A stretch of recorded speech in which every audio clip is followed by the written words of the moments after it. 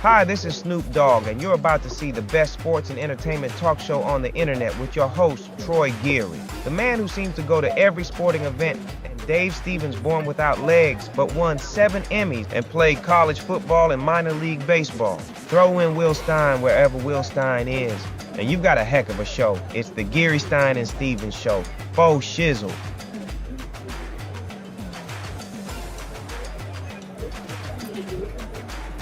All right, welcome back to Radio Row as the hits just keep coming, and it's nice to have a fresh face, not some sweaty old football player sitting down with us, but this is really nice to have an opportunity to talk to Tracy Sandler, who is a leading innovator in the world of influencing and, of course, women in sports, which we don't have enough of. So, Tracy, you are here for a couple of minutes to talk about your network and this whole thing. You also cover the San Francisco 49ers, so thanks for taking a couple minutes to stop by on Radio Row. Absolutely. Thank you for having me. So tell us about this idea, the network that you started. Well, I started Fangirl Sports Network because I've been a sports fan all my life, and I didn't really feel like there was content that spoke specifically to women.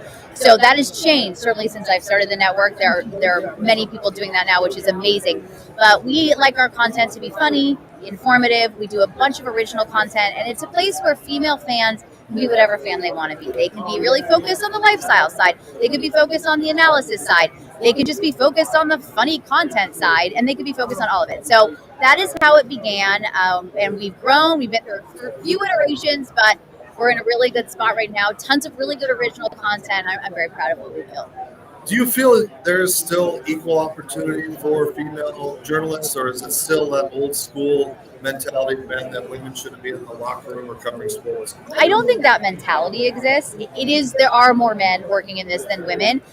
But I think there is a lot more opportunity for women. Of course, we can do much better, and there should be much more. I'd love to see more women in front office positions and things like that. But I don't have the feeling of the old school, you shouldn't be in the locker room mentality at all. That I really haven't experienced. So how have the players embraced a little different coverage of football that's a little more fun? How do they treat you? They love it. They love it because it's a time for them to get to talk about something that's also not football and talk a little bit more about themselves. So I do 5 fun facts with the players, and it's an opportunity for the fans to get to know them. They share things about themselves that people really wouldn't otherwise know. I do a series called Niners Unplugged, where I ask questions from what's the most embarrassing song on your playlist, to your best Halloween costume, to crunchy or smooth peanut butter. We do all kinds of things like that, and they love it. They have such a good time with it, and so I think they enjoy it, and it gives them an opportunity. It's fun and not, why did you miss that tackle, or why didn't you catch that pass?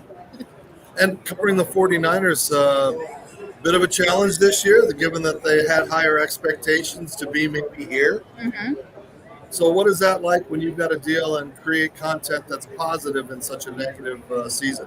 Well, you also have to be reading the room, and you have to kind of in that way take what you're given. So it was a little bit different. I tried to focus a little bit more on the community aspect and things that they do in the community, because the 49ers do so much, as do their players on their own.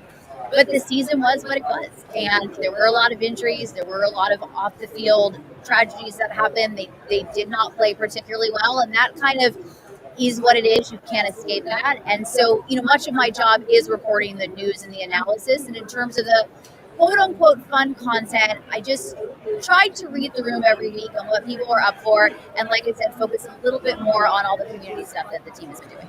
So take us back to you as a little girl. I mean, how did you end up from there to this point to get to be on television?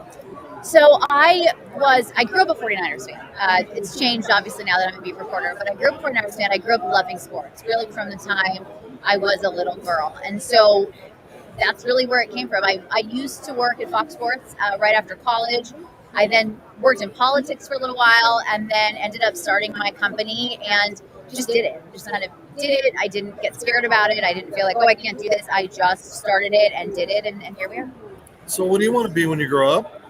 I love that. What do I want to be when I grow up? I would like to be the CEO of Fangirl Sports Network, and I think I would like to have my own show that I host, talking sports, either digitally or on television. I think you deserve it. So, given the nature of this business, Who were those that you idolized? The Leslie Vissers and all of those that came prior to you, the Michelle Tafoyas. I mean, who was a mentor or some role model that you wanted? It doesn't have to be a woman, but I just figured, you wanted to be like somebody that was not a maid.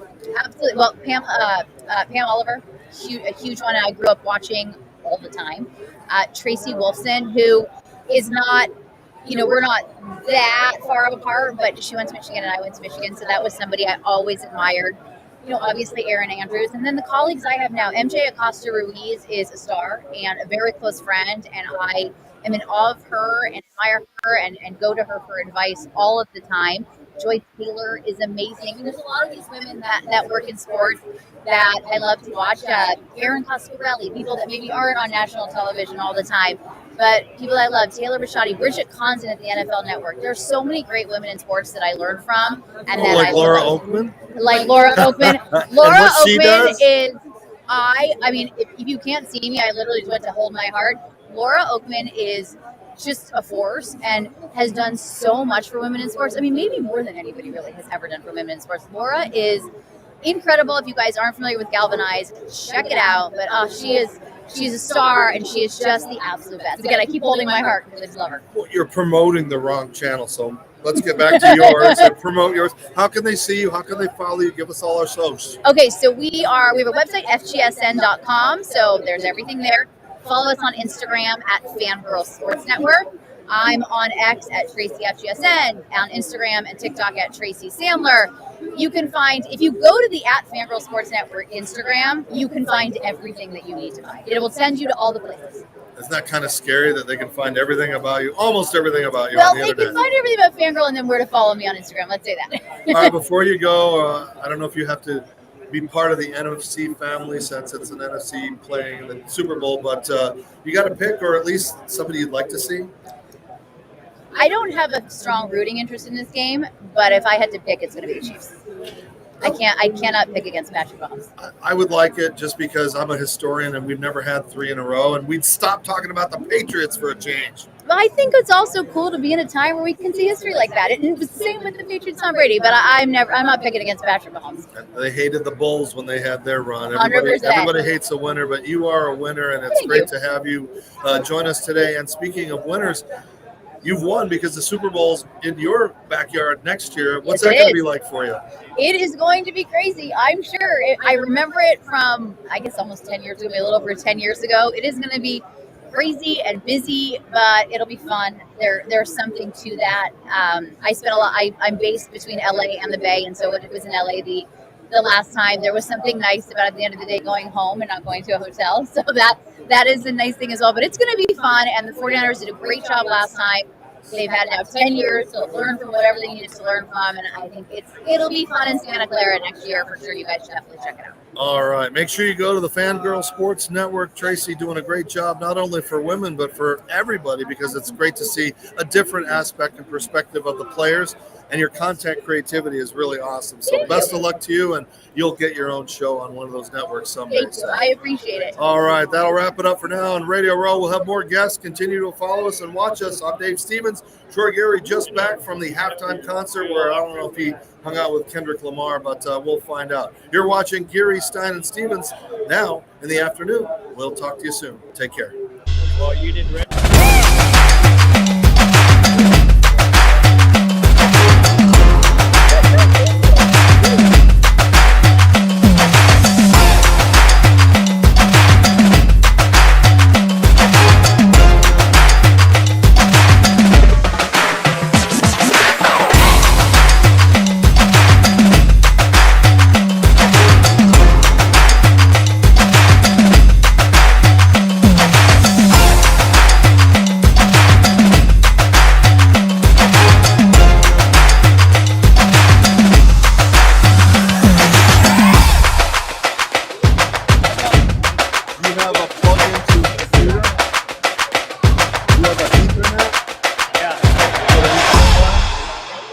Did you plug it in? No, Yeah. It's in. Which one is it in? This one?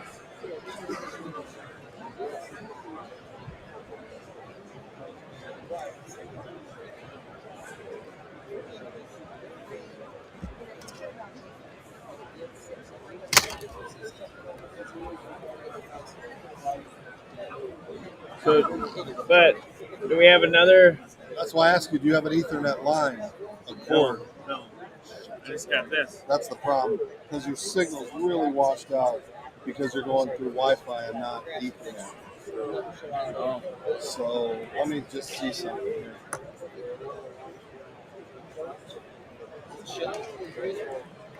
Anyway, Bobby Lashley walked in.